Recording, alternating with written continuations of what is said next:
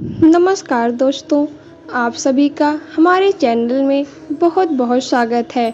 आइए आज के इस वीडियो में भगवान श्री कृष्ण के जन्म की कथा और उनके होने वाले व्रत से लाभ और महत्व के बारे में जानें। श्री कृष्ण जन्माष्टमी का पावन पर्व बस आज ही है। इस दिन भगवान श्री कृष्ण की पूजा अर्चना की जाती है और व्रत रखकर कथा का पाठ किया जाता है। मान्यता यह है कि भगवान श्री कृष्ण के व्रत के दिन उनके व्रत कथा को जरूर सुनें। हर साल भाद्रपद मास के कृष्ण पक्ष की अष्टमी तिथि को जन्माष्टमी का पावन पर्व मनाया जाता है। यह पर्व भगवान श्री कृष्ण के जन्मोत्सव के रूप में मनाया जाता है। इस दिन भक्तजन भगवान श्री कृष्ण की विशेष पूजा अर्चना करते हैं और व्रत रखते हैं। जन्माष्टमी के दिन भगवान श्री कृष्ण के बालक स्वरूप लड्डू गोपाल की पूजा अर्चना की जाती है। इसके लिए लड्डू गोपाल को नए वस्त्र पहनाए जाते हैं और उनका श्रृंगार किया जाता है। रात 12 बजे श्री कृष्ण के जन्म लेने के समय के बाद भगवान श्री कृष्ण की विशेष पूजा अर्चना की जाती है और उनको विशेष भोग अर्पित किए जाते हैं। इसी के साथ ही व्रत का पारण भी किया जाता है। इस वर्ष 26 अगस्त को श्री कृष्ण जन्माष्टमी का पर्व मनाया जाएगा। श्री कृष्ण जन्माष्टमी के दिन व्रत में जन्माष्टमी की व्रत कथा जरूर किया जाता है। इस व्रत कथा का बहुत महत्व माना गया है। व्रत कथा का पाठ किए बिना जन्माष्टमी का व्रत अधूरा माना जाता है। इसलिए जन्माष्टमी के दिन इस व्रत कथा का पाठ जरूर करना चाहिए। ऐसा करने से भगवान श्री कृष्ण की कृपा होती है और जीवन में सुख समृद्धि और खुशहाली आती है। आइए अब हम जन्माष्टमी के व्रत कथा के बारे में जानें। भागवत पुराण के अनुसार द्वापर युग में मथुरा नगरी पर कंस नाम का एक अत्याचारी राजा शासन करता था। उसने अपने पिता राजा उग्रसेन को गद्दी से हटाकर जेल में बंद कर दिया और स्वयं राजा बन गया। मथुरा की प्रजा उसके शासन में होने वाले अत्याचारों से बहुत दुखी थी। कंस अपनी बहन देवकी से बहुत प्यार करता था।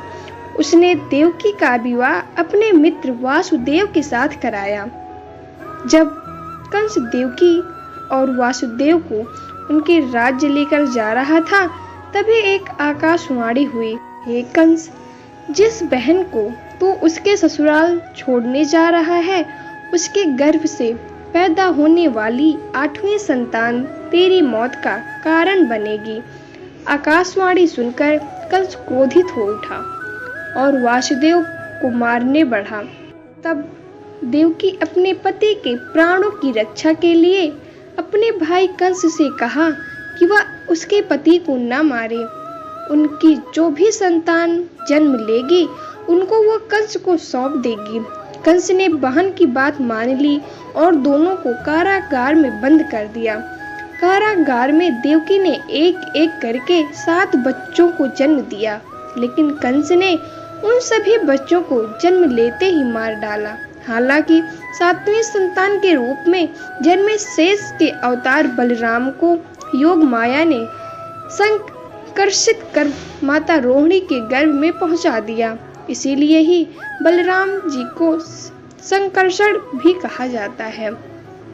आकाशवाणी के अनुसार माता देवकी की 8वीं संतान के रूप में स्वयं भगवान विष्णु ने कृष्ण के अवतार में रूप पृथ्वी पर जन्म लिया। ठीक उसी समय माता यशोदा ने भी एक पुत्री को जन्म दिया। इस बीच कारागार में अचानक प्रकाश हुआ और भगवान श्री हरि विष्णु प्रकट हुए। उन्होंने वासुदेव से कहा कि आप इस बालक को अपने मित्र नंद जी के यहाँ छोड़कर आइए और वहाँ से उनकी कन्या को ले आइए। तब भगवान विष्णु के आदेश से वासुदेव जी भगवान कृष्ण को सूप में रखा और उस सूप को अपने सिर पर उठाकर नंद जी के घर की ओर चल पड़े। उस समय भगवान विष्णु की माया से सभी पहरेदार सो गए और कारागार के सभी दरवाजे अपने आप खुल गए। यमुना नदी उस समय वर्षा के कारण गहरे उफान पर थी। उस समय यमुना जी ने भी शांत होकर वासुदेव जी को जाने का मार्ग दे दिया।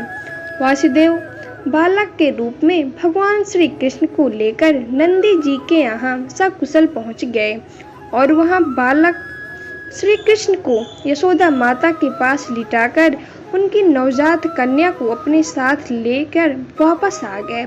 जब कंस को देवकी की 8वीं संतान के जन्म की सूचना मिली तब वह तत्काल कारागार में कन्या की हत्या करने के लिए आया और उस कन्या को देवकी माता से छीनकर पृथ्वी पर पटकने का प्रयास करने लगा, लेकिन वह कन्या कंस के हाथों से छूटकर आसमान की ओर जाने लगी।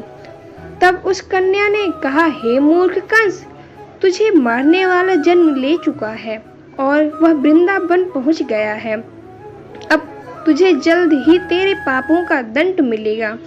माता यशोदा कि वह कन्या कोई और नहीं स्वयं योग माया थी। आइए अब हम श्री कृष्ण के जन्म की पूजा विधि के बारे में जानें। कृष्ण जन्माष्टमी की पूजा विधि कैसे की जाती है। सुबह जल्दी उठ जाएं और स्नान कर साफ वस्त्र धारण कर लें। अब पूजा घर की सफाई कर लें। लड्डू गोपाल का पालना सजाएं। प्रभु श्री कृष्ण का गंगा जल और कच्चे दूध से अभिषेक करें। कन्हैया को साफ कपड़े से पोंछकर वस्त्र, कंगन, कुंडल, मुकुट और फूलों की माला पहनाएं। श्री कृष्ण का फूलों से श्रृंगार करें, फिर इन्हें पालने में बिठाकर झूला झुलाएं। प्रभु की सेवा संतान की तरह करें। अब घी के दीपक से प्रभु की आरती करें और आरती गाएं।